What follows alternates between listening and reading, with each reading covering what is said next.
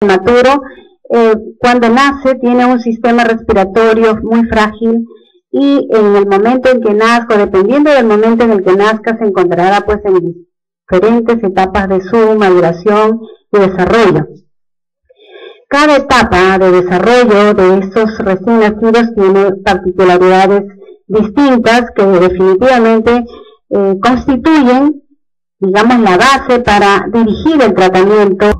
La dificultad respiratoria, entonces, en esta situación es necesario tener en cuenta la edad al nacimiento, la edad gestacional en el momento de nacimiento del bebé, el peso de nacimiento para que podamos sospechar la patología.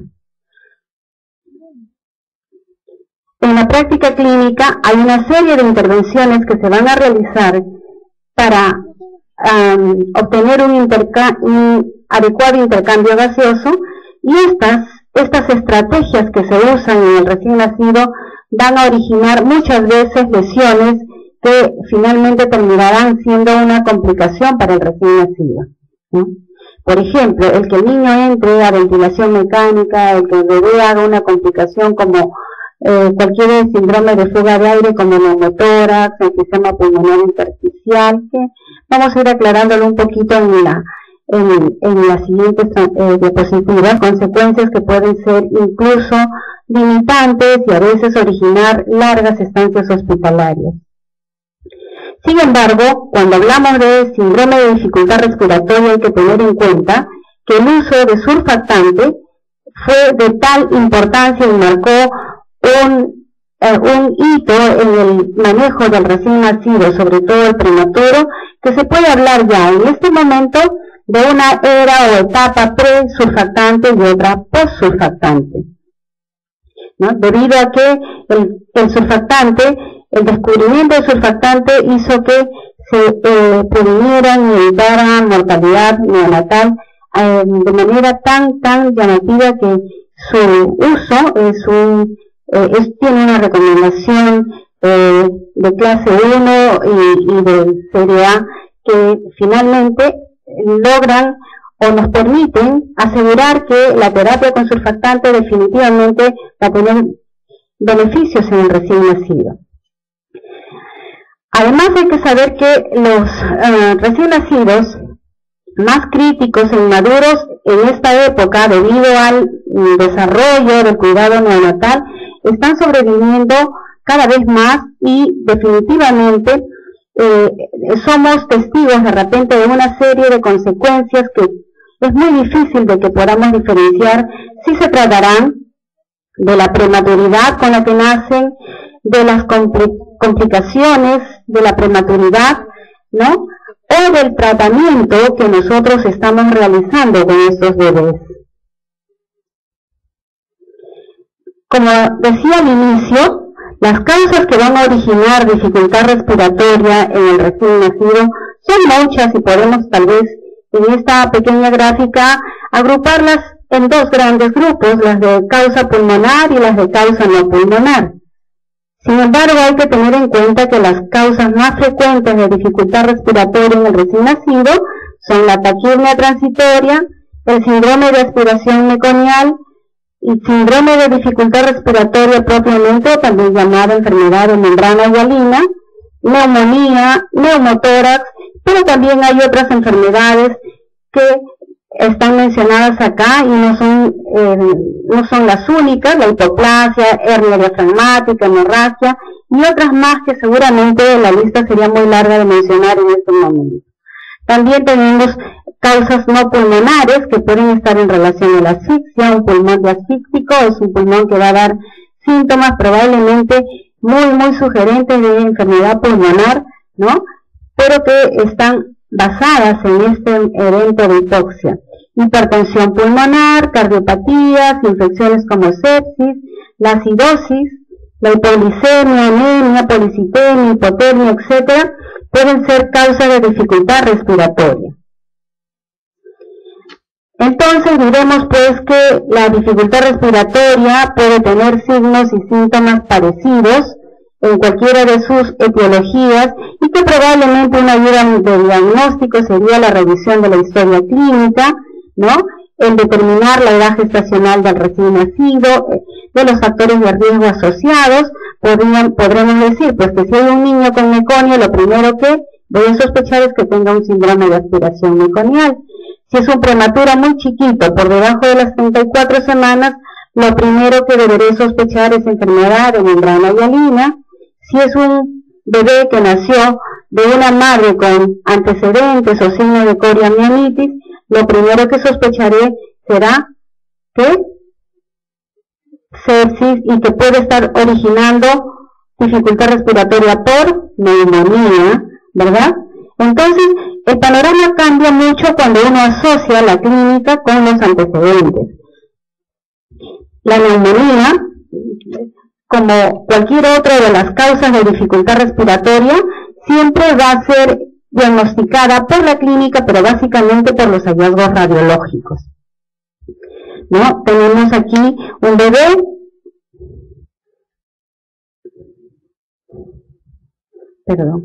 un bebé que tiene imágenes con una, por ejemplo, en este caso, la taquimia transitoria, hay un reforzamiento, una radiopacidad más o menos heterogénea, pero básicamente lo que predomina es el incremento de trama broncovascular con engrosamiento de las fisuras. Puede haber a veces incluso oclusión de los senos y que pueden estar asociados a pequeños derrames, que están asociados más al tiempo de la demora en la reabsorción de los líquidos o del líquido pulmonar, ¿no? En este caso, una enfermedad de membrana hialina, en cambio, tiene una opacidad muy homogénea con estos tractos radiolúcidos que son los que llamamos broncograma aéreo. Esta, por ejemplo, es una imagen, como ustedes pueden ver, tiene un infiltrado micronodular, nodular, con áreas que parecen unas bulitas, que son áreas enfisematosas y que son peculiares del síndrome de aspiración meconial. Entonces diremos pues que la patología respiratoria puede ser similar, sin embargo los hallazgos radiológicos son distintos. Como al inicio decía, vamos a hablar en este momento de lo que más probablemente, frecuentemente encontremos asociado a la prematernidad, que es la enfermedad de membrana hialina, que también es conocida como síndrome de dificultad respiratoria, ¿no? La enfermedad de membrana hialina es una insuficiencia respiratoria que está asociada a inmadurez del recién nacido, ¿no? Pero que es causada básicamente por deficiencia de surfactante, ¿no? La presencia de esta sustancia surfactante, que vamos a revisar un poquito más adelante, es el elemento fundamental para que un recién nacido al nacer se adapte a la vida extrauterina. Si no hay surfactante, los alvéolos no podrán llenarse de aire, no podrán mantenerse inflados, se colapsarán y el niño entrará en falla respiratoria. Entonces es fundamental. El surfactante no debe faltar y hay muy pocas razones primarias que originen déficit de surfactante. Bueno, este es más o menos el panorama de cada vez que tenemos un bebé con enfermedad de membrana hialina. La incidencia de esta enfermedad está muy relacionada al menor peso y a la prematuridad del recién nacido. Es decir, que mientras más chiquito sea y más prematuro sea, más probabilidades de que la causa de su dificultad respiratoria sea una enfermedad de membrana hialina. Probablemente no sea lo único que hace que un prematuro tenga dificultad para respirar, pero esta es la más común. Hay una incidencia global del síndrome de dificultad respiratoria que va aproximada al 1% de todos los que nacen vivos, pero que aumenta hasta un 30 a 50% en los recién nacidos que tienen menos de 32 semanas de gestación. Entonces, fíjense la cantidad de niños que van a hacer enfermedad de membrana hialina. Si ustedes asisten a 100 recién nacidos, más o menos 35 a 50% de estos bebés, o sea, 35 a 50 recién nacidos les hará membrana hialina. Por lo tanto, es una patología muy frecuente.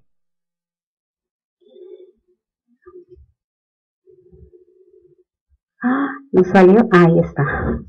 Y si nos basamos en el peso, como ustedes están viendo aquí, mientras más chiquitito el bebé, es mucho más frecuente. O sea, si tenemos recién nacidos menores de 1000 gramos, su frecuencia puede ir hasta el 71%. O sea, 7 de cada recién nacidos va a ser membrana hialina si es muy chiquitito, por debajo de 1 kilo. ¿Verdad que es bastante importante estudiar esta enfermedad? Entonces, también tenemos que decir que no solo el bajo peso y la prematuridad van a ser responsables de esta patología. Hay otras situaciones de riesgo que no solamente van a tener que ver con la prematuridad, porque la asfixia perinatal, como estamos viendo acá, es una situación que se da mucho más frecuentemente en el niño más grande, en el niño término, tal vez en el posmaduro, ¿verdad? Entonces, la asfixia perinatal, la hipoxia y la acidosis van a reducir la formación de surfactante, por lo tanto, podrán hacer una patología muy parecida a enfermedad de membrana hialina.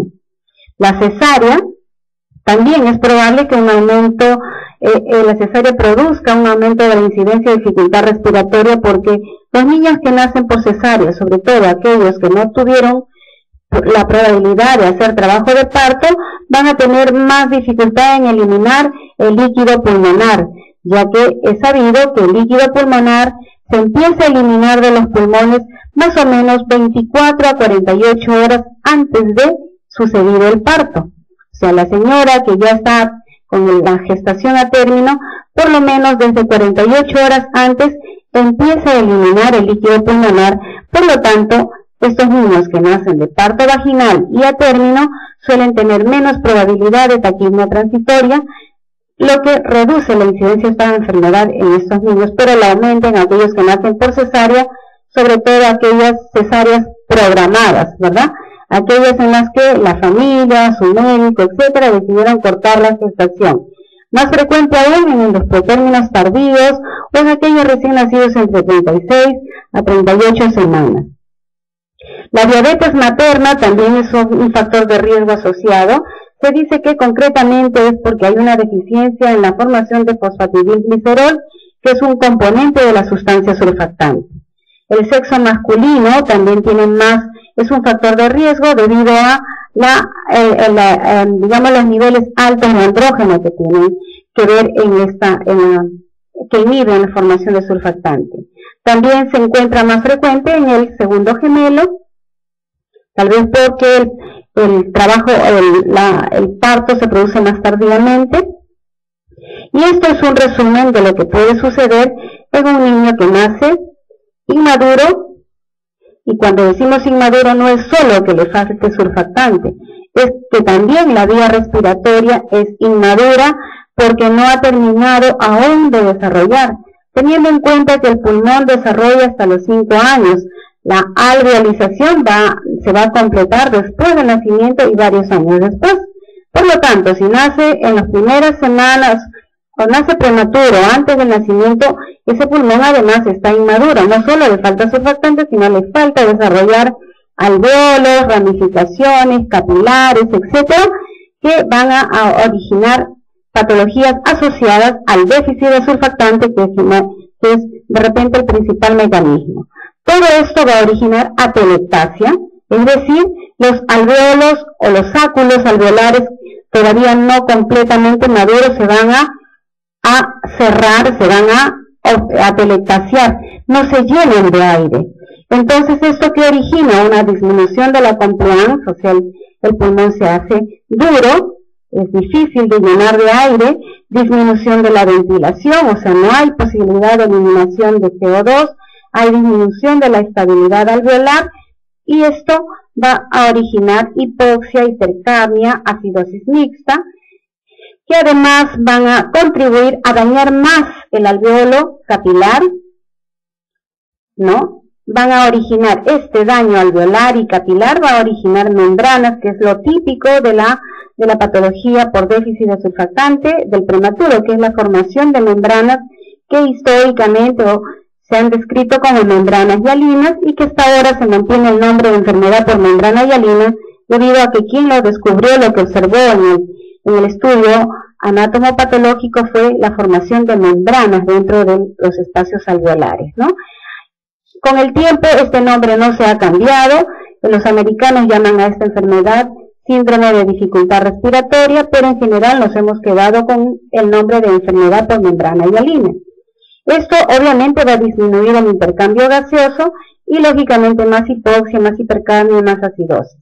Por otro lado, esto es lo que sucede a nivel de los alvéolos y capilares, pero también hay vasoconstricción de los capilares pulmonares, que finalmente van a originar una complicación bastante seria y que a veces es la responsable de las complicaciones más graves que puede tener el recién nacido, como es el shunt de derecha a izquierda, que nuevamente van a influenciar en acentuar esta condición de hipoxia, hipercapnia y acidosis, que puede ser lo que generalmente encontramos en el recién nacido con enfermedad por membrana hialina. Esto es lo mismo, entonces los cambios histológicos, edema, exudación hacia los espacios, formación de membranas, radiológicamente aspecto de vidrio esmerilado, que vamos a ver ahora. ¿Y qué cosa es el surfactante entonces? El surfactante es una lipoproteína que está compuesta en el 80% por fosfolípidos, contiene también lecitina, 8 a 10% es proteínas y 10% está formado por otros lípidos. Este surfactante está sintetizado por los neumocitos tipo 2 y ocurren alrededor de las 20 a 22 semanas de gestación. Los niveles maduros de surfactante podemos encontrarlos ya después de las 35 semanas de gestación. Es decir, a partir de las 35 semanas ya podemos decir que este bebé tiene cantidad suficiente de surfactante como para que pueda adaptarse y respirar después del nacimiento. También puede presentarse enfermedad de membrana hialina por consumo de esta sustancia, porque hay patologías que van a originar que el surfactante se gaste más y no se recicle, porque es una sustancia que debe reciclarse, ¿no? Entonces puede haber enfermedad por membrana hialina o una patología, porque recuerden que esta es la enfermedad por membrana hialina propiamente es una enfermedad de la premadurez. Sin embargo, podemos encontrar cuadros similares en hijos de madre con preeclampsia, aunque estos sean a términos, en hijos de madre con diabetes, en la taquirnia transitoria, y entonces hay otros mecanismos que van a hacer que el surfactante se deje de producir, se produzca menos, se inactive más rápido y origina un cuadro similar al del prematuro. Hay que recordar también que las características del surfactante pueden ser distintas en el prematuro y en el niño a término. Recuerden que a partir de las 35 semanas los bebés necesitan surfactante o producen surfactante suficiente. Pero el surfactante del prematuro, porque dijimos al inicio que se empieza a producir a partir de las 20 a 22 semanas de gestación. Sin embargo, si el niño nace a las 30 semanas, tendrá un surfactante que es menos activo que el que tiene un niño de 40 semanas. Entonces, como para tenerlo en cuenta, para explicarnos el por qué un niño, a pesar de tener 36 semanas, puede hacer membrana hialina si es que también hizo taquirnia transitoria. Bueno, entonces estos son simplemente un cuadrito que nos hace recordar las etapas del desarrollo pulmonar, la etapa embrionaria en las primeras de 0 a 7 semanas, pseudoglandular de 8 a 16, canalicular de 17 a 27 semanas, donde ya hay capilarización, formación de acinos, neumocitos tipo 1 y tipo 2. ¿Quiénes producen el surfactante? Los neumocitos tipo 2. Entonces hay que tener en cuenta que es en esta etapa donde vamos a empezar a ver si se hacen los estudios, han mostrado que desde ahí es cuando empieza a producirse surfactante. Esto querrá decir pues que estos niños, no los de 17, pero que sí pueden marcar la viabilidad de un prematuro. Antes de esta etapa probablemente ningún prematuro tenga posibilidad de sobrevivir, ¿no es cierto? Porque no habría cómo. Es más, anatómicamente tampoco tienen estructuras como para poder respirar. Es a partir de la etapa canalicular es donde podemos tener alguna tentativa de dar tratamiento a un prematuro. La etapa sacular de 28 a 35 semanas, alveolización mayor de 36 semanas, y esto pues después de las 40 semanas hay que considerar que todavía los alvéolos van a seguir ramificándose, van a seguir dividiéndose. A las 40 semanas hay aproximadamente 20 divisiones, pero sabemos que son muchísimas más porque la maduración del pulmón continúa hasta mucho después del nacimiento. Se estima que hasta los 5 años todavía el pulmón sigue desarrollándose, de tal forma que cualquier patología que haya afectado al recién nacido, tenemos la esperanza que con el tiempo la supere, porque muchas mamás cuando tienen prematuros dicen, ¿y qué va a pasar ahora con mi hijito que hizo membrana hialina, que hizo taquimia transitoria, que hizo neumonía, que hizo aspiración meconial, que hizo displasia broncopulmonar? ¿Qué va a pasar ahora?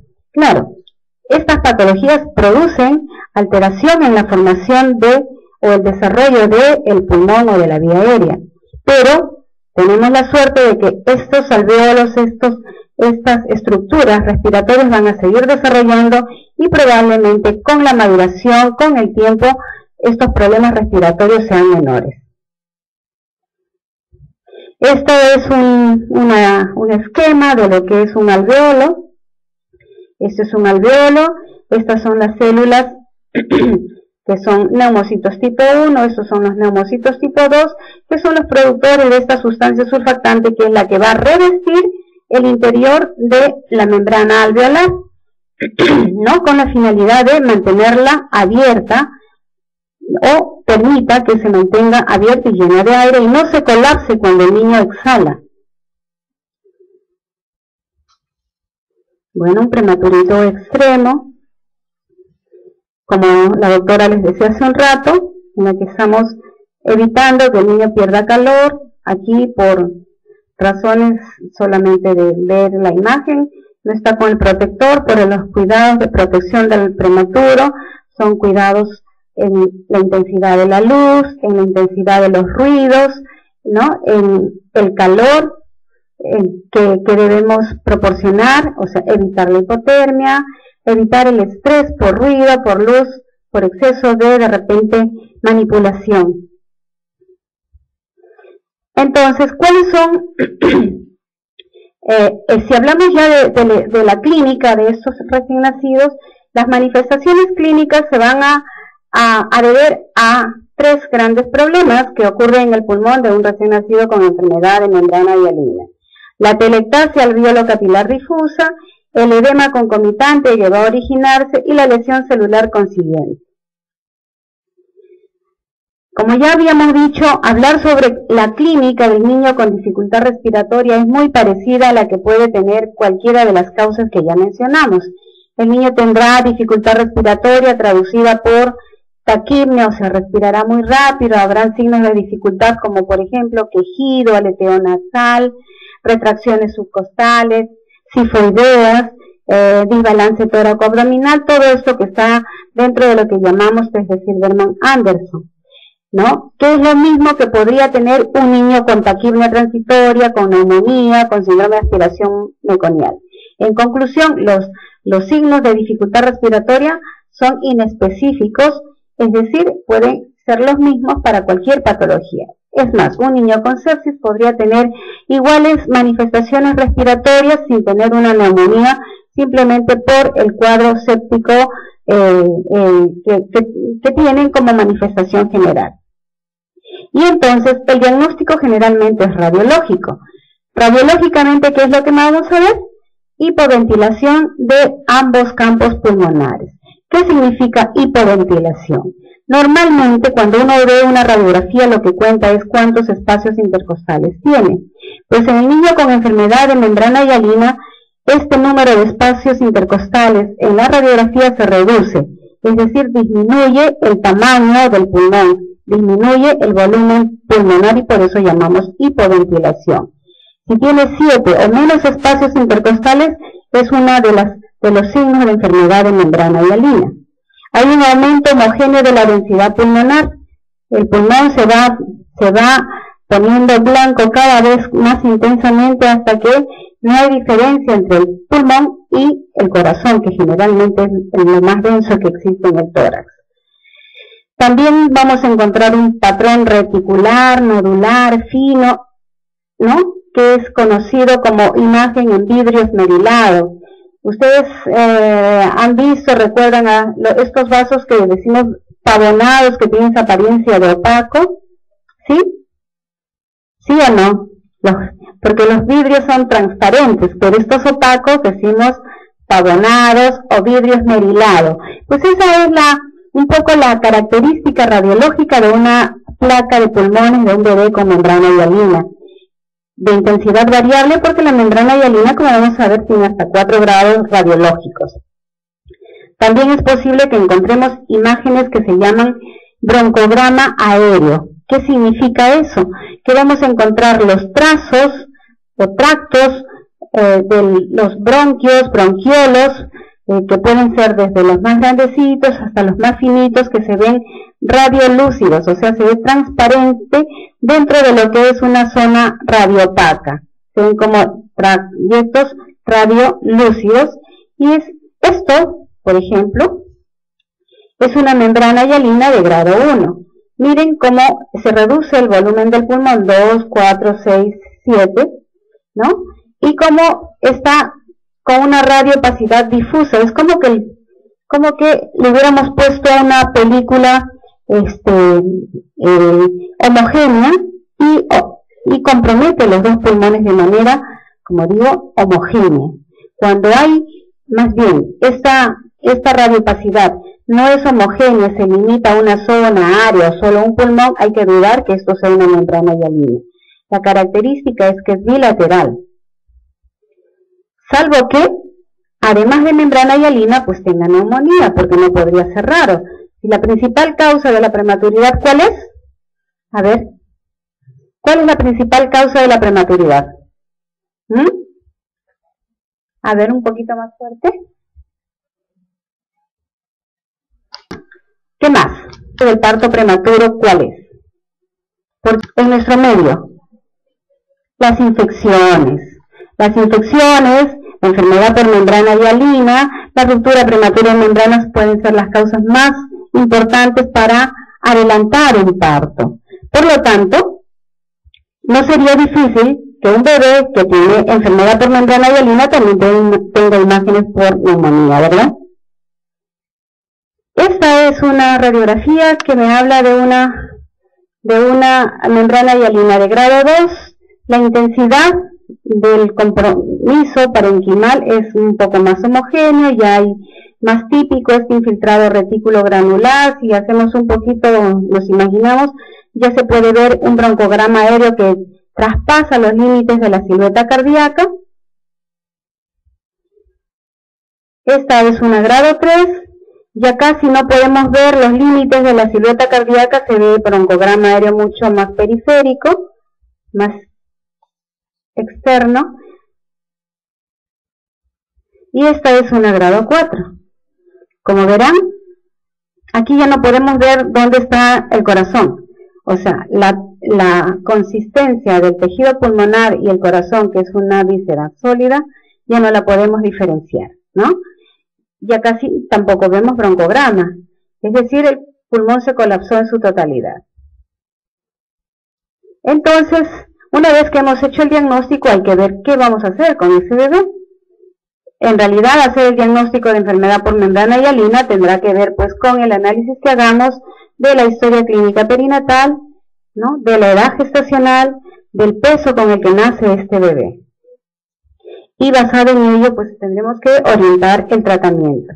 Bueno, siempre es complejo tratar un bebé con enfermedad por membrana hialina y generalmente, siempre que sea posible, el tratamiento debe ser en una unidad de cuidado intensivo.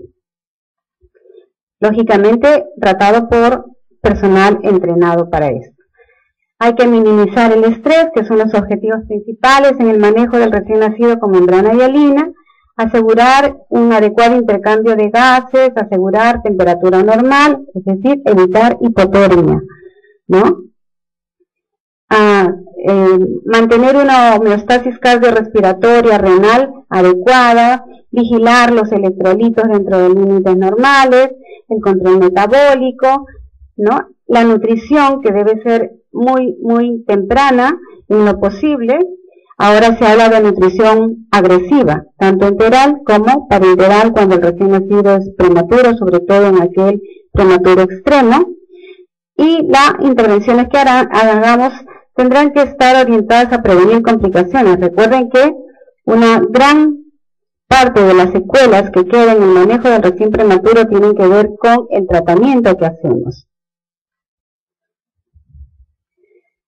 Bueno, entonces, el objetivo del tratamiento de estos bebés será, pues, aportar intervenciones que aumenten al máximo el número de recién nacidos que sobreviven, reduciendo al mínimo sus probabilidades de efectos adversos, ¿no?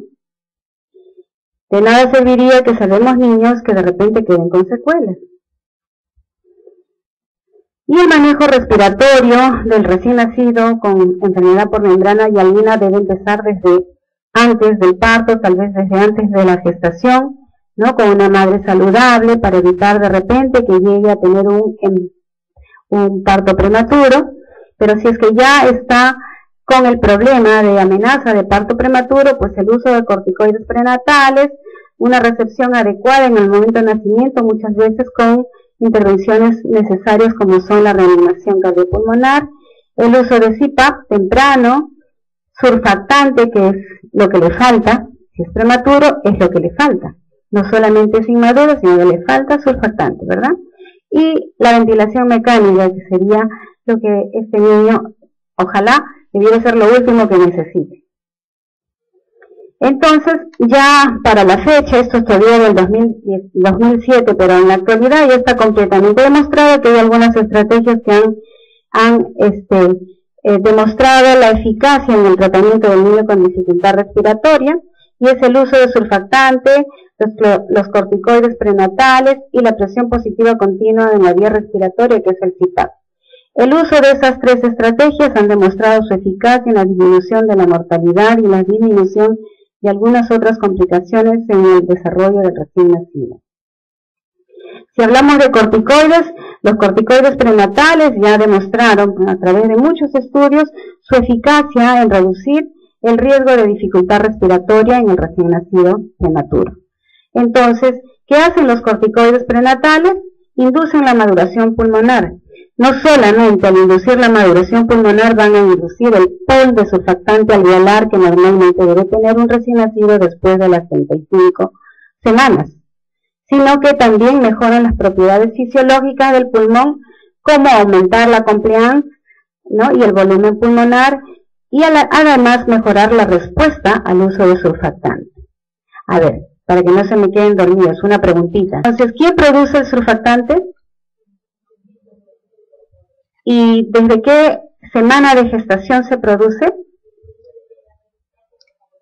Muy bien, desde las 20 a 22 semanas de gestación. Antes de eso, ¿puede haber posibilidades de sobrevida de un prematuro? Por supuesto, ¿no? Es muy, muy baja. Pero además, los corticoides prenatales se asociaron a una reducción significativa de tasas de muerte neonatal, ¿no? Hemorragia intraventricular y enterocolitis necrotizante. Entonces, para los que estamos trabajando para evitar la enfermedad de membrana hialina o estamos haciendo el control de la gestante, pues hay que tener en cuenta la ventaja de usar corticoides prenatales, que no es lo mismo los corticoides postnatales, que ya veremos de repente un poquito si es que se puede. Entonces, ¿cuál es la recomendación actual? Es el uso de betametasona. En realidad este es el corticoide de elección y tal vez porque ha sido el más estudiado, recomendándose dosis de 12 miligramos por vía intramuscular con intervalos de 24 horas por 2 dosis.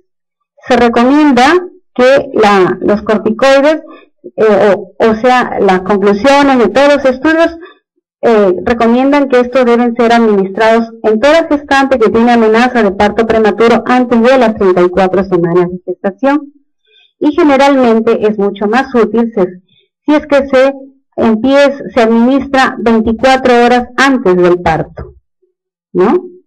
24 a 48 horas antes del parto. También se sabe que los cursos repetidos de corticoides prenatales no van a mejorar el objetivo principal, que es la maduración pulmonar, pero sí hay estudios que de repente han observado, no son concluyentes, pero que sí están asociados a un pobre crecimiento fetal y resultados mucho más pobres en el neurodesarrollo cuando se usa más de un ciclo de corticoides prenatales. Hay estudios que dicen que si el parto no se produce después de la primera semana de haber recibido corticoides prenatales, conviene dar un segundo curso. Sin embargo, esto todavía no puede ser una recomendación que se deba generalizar, ¿no? Y con respecto al surfactante, como ya dijimos, es una lipoproteína.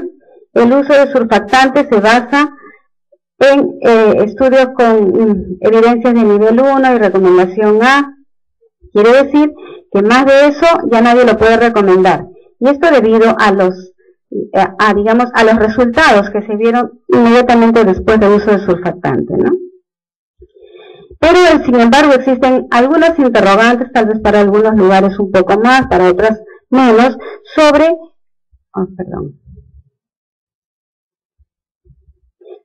cuándo administrar, o sea, en qué momento debo administrar surfactante, qué tipo de surfactante está recomendado usar, ¿no? ¿Qué pacientes pueden ser más beneficiados? También se habla de dosis, de cómo administrarlo, etcétera. Ya aquí en la maternidad, desde el año 2002, se hizo un trabajo en donde, ya desde esa época, ahora obviamente que esto es mucho más claro, ¿no? En donde se redujo la mortalidad, que en el año 2002 era 80.5, en el año 2005 31%. Eso es un poco reforzando lo que les decía al inicio. Existe una etapa presurfactante y una postsurfactante con respecto al cuidado neonatal. Entonces, existen varios tipos de surfactantes, pero de repente lo que nos interesa es conocer que existe un surfactante natural que es de origen bovino y porcino, y esto porque tienen unas proteínas de surfactante tipo B, tipo C en distintas concentraciones que no vamos a conversar ahora, y un surfactante sintético que es el que no tiene proteínas, ¿no?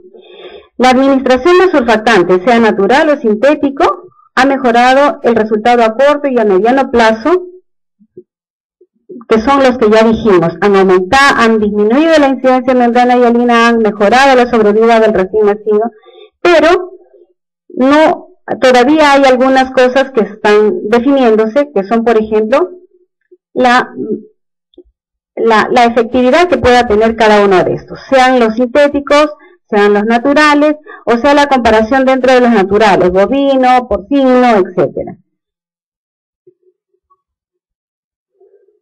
Hay muchos estudios, por ejemplo, este es un metaanálisis ya desde 2001, en donde se compara surfactante natural versus sintético, y entonces se encuentran que están ambos asociados, los naturales están más asociados han tenido mejores resultados con respecto a problemas o complicaciones como escapes de aire y mejoras en la sobrevida, pues se compararon el uso de surfactantes naturales, llámese bovinos o porcinos.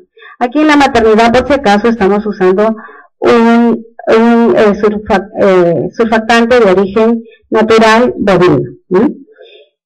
Ahora, también se han hecho muchos estudios en donde se ha comparado, por ejemplo, en Infasur, Survanta, Corosur, estos son naturales, pero los resultados que se han obtenido de la comparación de todos estos no son muy concluyentes como para que alguien pueda recomendar alguno de ellos en especial, pero sí se ha visto que hay algunas diferencias que no son muy importantes tal vez en cuanto al intervalo entre las dosis, el promedio de días en que requieren oxígeno, que generalmente varía entre 24 a 48 horas, el número de dosis, cosas que de repente son muy importantes para que aquellos que podemos estar trabajando en la terapia de estos bebés con estas soluciones y que pueden de repente obligarnos a elegir cada vez un producto que sea mejor o que nos dé mejores resultados en el manejo de esta enfermedad.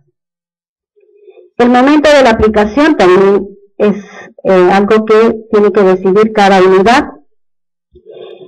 Se habla de una administración profiláctica que puede empezar en la sala de partos, algunos dicen hasta con la primera respiración, otros dicen si es profiláctica en los primeros 10 minutos después de nacido, pero también puede ser una aplicación temprana que generalmente se entiende que se usa antes de las 2 horas de vida, ¿no? Generalmente cuando hablamos de esta administración profiláctica, estamos administrándole surfactante a todos los recién nacidos prematuros que entendemos tienen riesgo de ser membrana hialina. Generalmente estos niños con riesgo de membrana hialina son los más pequeños.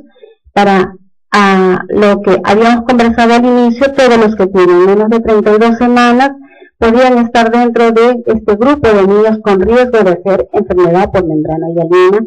Y si hablamos de peso, aquellos que tienen probablemente menos de 1500, pero hay estudios que afinan un poco más. Todos los que tienen menos de 1200 gramos tienen posibilidades mayores de hacer enfermedad de membrana hialina, por lo tanto ellos tal vez se beneficien con la administración profiláctica.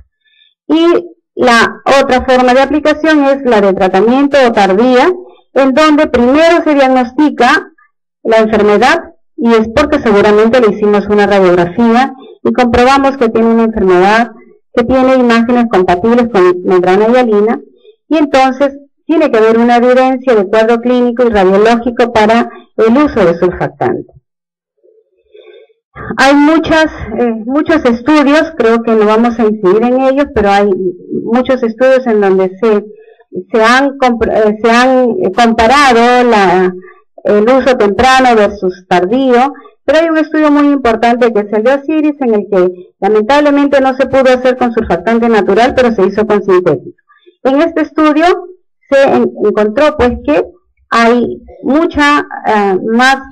se encontró los beneficios de usar surfactante de manera temprana, porque había mucha reducción de las complicaciones como neumotórax, enfisema pulmonar intersticial, y también se disminuyó el riesgo de mortalidad y de displasia broncopulmonar.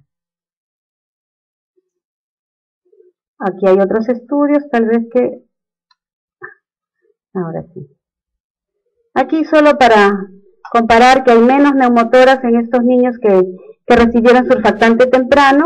Aquí son 42 de los 1265, los que recibieron de manera profiláctica versus los tardíos. Estos los que hicieron enfisema pulmonar, menos los que recibieron profiláctico que los tardíos. Son estudios que solamente sirven para corroborar lo que ya está descrito. Con respecto a la mortalidad, mueren más los que reciben surfactante tardío. Y bueno, esto un poco para definir quiénes pueden beneficiarse con el uso de surfactante profiláctico. Los que tienen menos de 28 semanas o pesan menos de 1000 gramos, el sexo masculino también se puede beneficiar más, y aquellos que de repente no tuvieron la suerte de recibir corticoides prenatales. La dosis es variable según el surfactante que usa la institución. Se recomienda que puede ser en promedio 2 dosis, ¿no? Que pueden ser administradas con intervalos de 6 a 12 horas, eso depende del cuadro clínico del bebé. No hay evidencia que dar más dosis esté asociada a complicaciones mayores, tampoco hay evidencia que esto esté asociada a infecciones en el recién nacido. Este es un procedimiento en el cual a un bebé se le está administrando surfactante con un sistema especial, ¿no? Está intubado. Bueno, aquí ya son estudios en donde se compara surfactantes versus CPAP, y vamos a hablar muy rapidito de esto.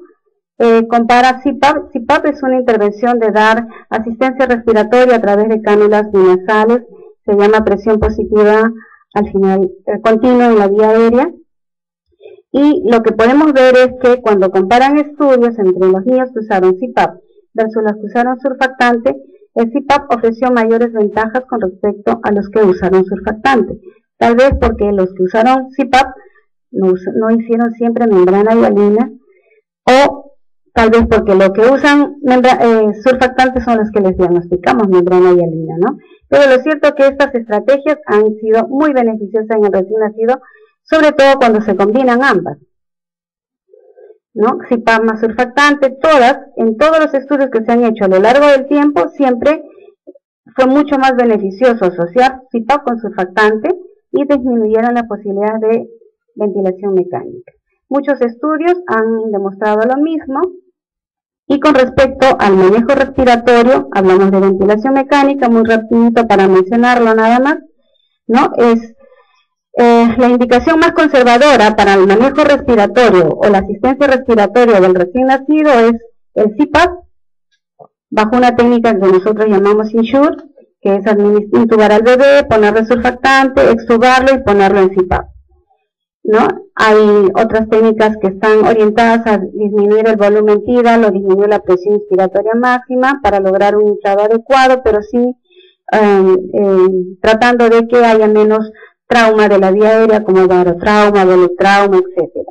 Disminuir un PEP moderado, tiempos inspiratorios, expiratorios, y con respecto a algunos parámetros, la hipercapnia, que son objetivos de la ventilación, hipercapnia permisiva, hipercapnia negligente, hipercapnia iatrogénica. Tal vez aquí lo que sirva es saber qué cosa es hipercapnia permisiva. Todos sabemos que los niveles de CO2 o presión arterial de CO2 en el recién nacido está dentro de niveles de 35 a 45 TORS. Entonces, cuando hablamos de hipercapnia permisiva, estamos hablando de valores que pueden ir hasta por debajo de 60 y que deben estar asociados a un pH normal. ¿Qué es un pH normal para un recién nacido? Es que por lo menos esté entre 7.25 o por encima de él. Después, hablar de hipercapnia negligente o iatrogénica están asociadas más a niveles más altos de CO2 en la sangre. Esto solamente para ver este estudio, en donde se dice que se comparan las presiones arteriales de CO2. Ambos extremos, tanto las muy altas como las muy bajas, o las fluctuaciones de las presiones arteriales de CO2 están muy asociados a hemorragia intraventricular en los recién nacidos prematuros. Y entonces dicen que si un niño se mantiene con una presión arterial de CO2 mayor de 60, tendrá mucho más riesgo de hacer hemorragia intraventricular, pero también un recién nacido que tiene presiones arteriales de CO2 por debajo de 39 también tiene alto riesgo de hacer hemorragia intraventricular. Entonces, eso es alguna de las recomendaciones que se usan para el manejo de estos bebés. Bueno, esto es un poco de lo mismo. Estos son algunas variables que tienen que ver con el manejo respiratorio del recién nacido que está en ventilación mecánica. Las complicaciones de un bebé que está recibiendo ventilación mecánica o CPAP pueden ir desde estas, que son la fuga de aire, como son el enfisema pulmonar intersticial, el neumotórax, neumomediastino, que pueden, agravar de manera aguda la evolución incluso natural de un bebé con membrana hialina, pero que también pueden ser un factor que a la larga va a originar mayor estancia hospitalaria y de repente otras morbilidades que generalmente se originan de estas complicaciones. La hemorragia intracraneal también es una complicación de esta, la presencia de ductus arterioso patente. Complicaciones a largo plazo, la enfermedad pulmonar crónica, aquí hablamos de la displasia broncopulmonar, retinopatía de la prematuridad, que si bien es cierto, sabemos que está muy relacionada a los niveles de oxígeno, al cuidado de la oxigenoterapia. El tener a un niño largamente ventilado puede ser muy, muy importante. Bien, creo que el pronóstico, las conclusiones, es un adecuado manejo del recién nacido en la parte respiratoria, el tratamiento sustitutivo con surfactantes, soporte respiratorio en ventilación mecánica, lo adecuado para un recién nacido tal vez sea CPAP, ¿no? Y el tratamiento de las demás complicaciones. Creo que eso es lo que les puedo traer en este momento.